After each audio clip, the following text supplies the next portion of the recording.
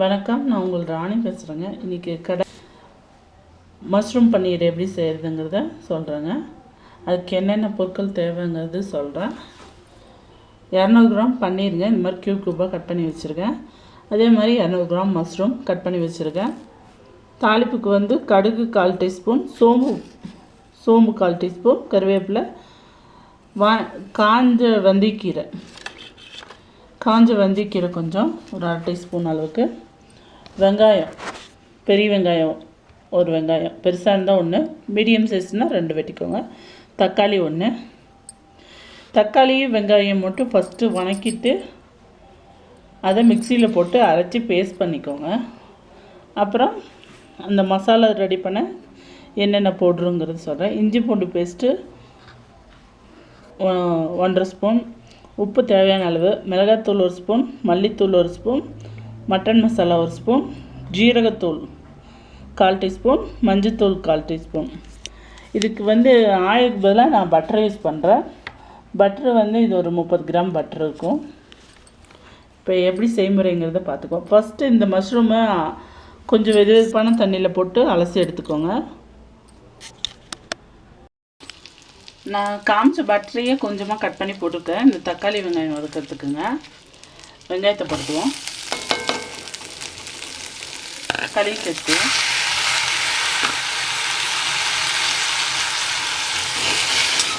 தக்காளி வெங்காயம் சீக்கிரமாக வதங்கினோன்னா கொஞ்சம் சால்ட்டு சேர்த்துக்கலாம். இதுக்கு அளவாக சேர்த்துக்கோங்க. அப்புறமா கிரேவிக்கு தேவையானது போட்டுக்கலாம் பார்த்து. ஏன்னா சால்ட்டு போட்டால் கொஞ்சம் சீக்கிரமாக வதங்குமாங்க, அதுக்காக. நான் இரும்பு சட்டியில் தாங்க செய்கிறேன். இரும்பு சட்டியில் செஞ்சால் அது உடம்புக்கு நல்லதுங்கிறதுனால இரும்பு சட்டியில் வச்சுருக்கேன்.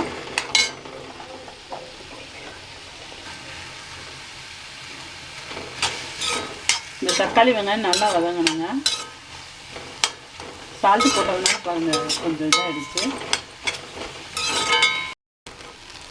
நல்லா வதங்கிடுச்சுங்க தக்காளி வெங்காயம், பாருங்கள் சுருண்டு வந்துடுச்சு. இந்த ஸ்டேஜில் நம்ம இதை மிக்ஸி ஜாருக்கு மாற்றிக்குவோம். க்ளோ பண்ணிக்கோங்க, ஆஃப் பண்ணி விட்டுருங்க. ஆஃப் பண்ணிவிட்டு இதை மிக்ஸி ஜாரில் எடுத்து போட்டுருவோம். இப்படியே அரைக்காதீங்க, கொஞ்சம் ஆட்டம். ஜாரில் நான் போடுறேன்.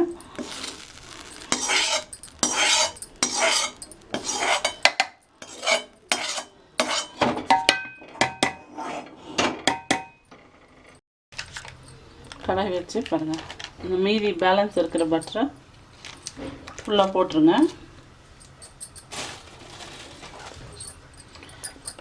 இந்த நான் காமிச்ச 30 கிராம் பட்டரில் தான் ஒரு 10 கிராம் கட் பண்ணி தக்காளி வெங்காயத்தை வதக்கினேன். மீதி இருக்கிற 20 கிராம் இப்போ போட்டேன்.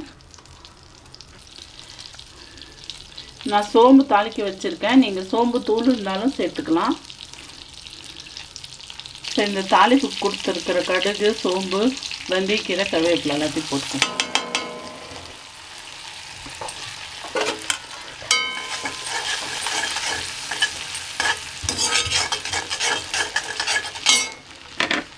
இந்த ஸ்டேஜில் இஞ்சி பூண்டு பேஸ்ட்டையும் சேர்த்துருவோம்.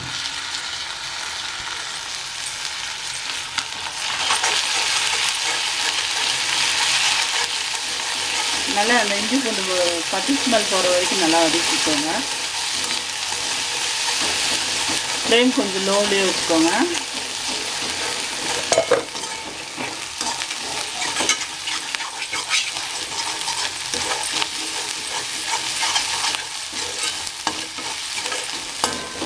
ஃப்ளேவர் வருது, இஞ்சி பூண்டு ஃப்ளேவர், அந்த வண்டிக்கு ஃப்ளேவர் நல்லா வருது, நறும நல்லா வாசனமாக இருக்குது.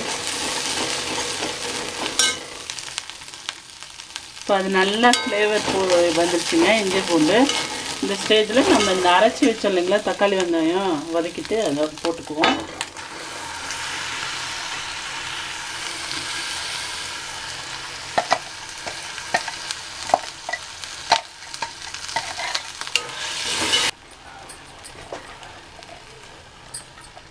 கொஞ்சமாக தண்ணி விட்டு இந்த ஜார் கழுவி போட்டு ஊற்றிக்கோங்க.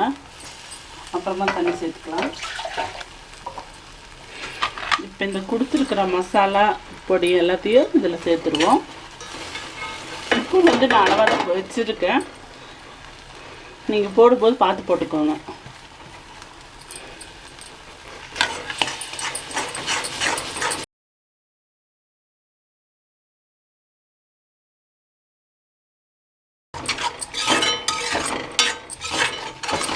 நல்லா வாசனை பாருங்கள், ரொம்ப சூப்பராக இருக்குது.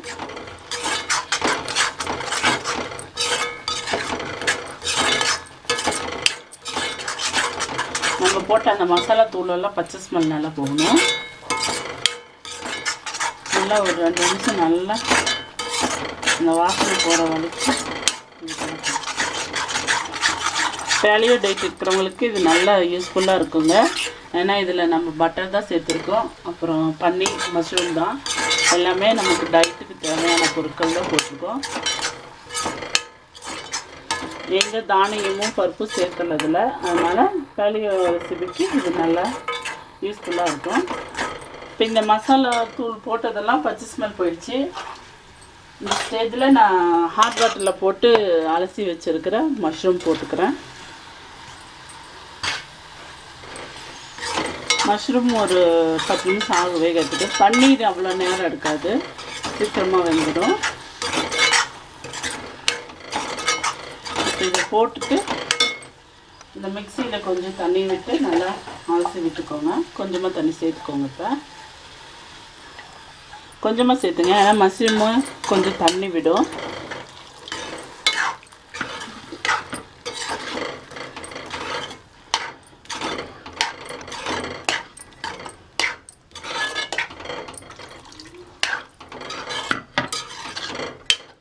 இது நல்லா கொதிக்கணுங்க. இந்த மஷ்ரூமும் வேகணும். அப்புறமா நம்ம பன்னீரை மிக்ஸ் பண்ணோம். இதை க்ளோஸ் பண்ணி வச்சுருவோம். இப்போ இதுக்கு ஒரு அளவான சைஸ் பார்த்து மூடி போட்டு க்ளோஸ் பண்ணி வச்சுடுங்க. அது நல்லா கொதிக்கட்டும். பன்னீர் போட்டாச்சுங்க. இப்போ 2 நிமிஷம் நல்லா கொதிச்சிடுச்சு. இப்போ பன்னீர் போட்டு மிக்ஸ் பண்ணிக்குவோம். கிரேவியை வேணும்னா நீங்கள் இப்படியே ஒரு 5 நிமிஷம் கழிச்சு எடுத்துக்கலாம். இல்லைன்னா கொஞ்சம் திக்காக வேணும் அப்படின்னா நான் கொஞ்சம் நல்லா கொதிச்சுக்கலாம். நான் கொஞ்சம் கிரேவியாக வச்சுக்கிறேன். அந்த கிரேவியோடையும் சாப்பிட்லாம், நல்லாயிருக்கும்.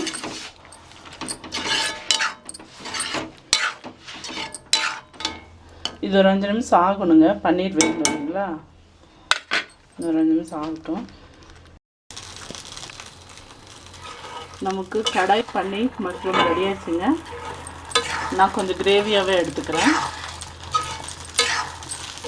அப்படியே சாப்பிடும்போது நல்லாயிருக்கும் அந்த கிரேவியோட. நான் வேறு ஒரு பவுலுக்கு மாற்றிட்டு உங்களுக்கு காட்டுறேன்.